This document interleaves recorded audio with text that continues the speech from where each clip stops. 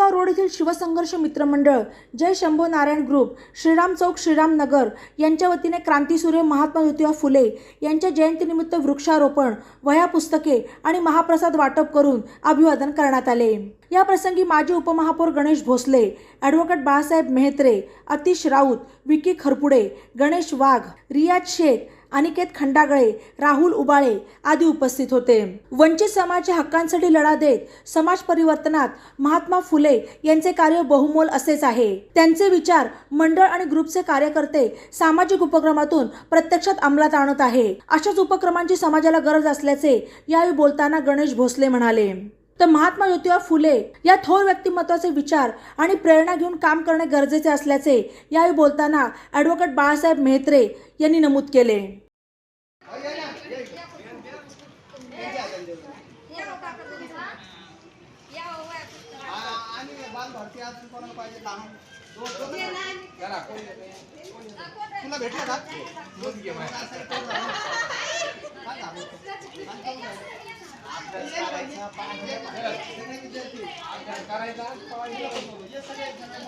आणि आपण आज जे शिक्षण घेतलंय आणि घेत आहोत, मुली असो मुलं असो, या शिक्षणाचा प्रसार आणि शिक्षण चालू केलं महात्मा फुले आणि सावित्रीबाई। आज त्यांनी शिक्षण चालू केलं म्हणून आजच्या जीवनामध्ये आपल्या येथील स्त्रिया, महाराष्ट्रातल्या देशातल्या स्त्रिया आणि पुरुष जे शिक्षणामध्ये पुढे जाऊन वकील, इंजिनियर, डॉक्टर, कलेक्टर आणि मोठे मोठे ऑफिसर होतात, ते केवळ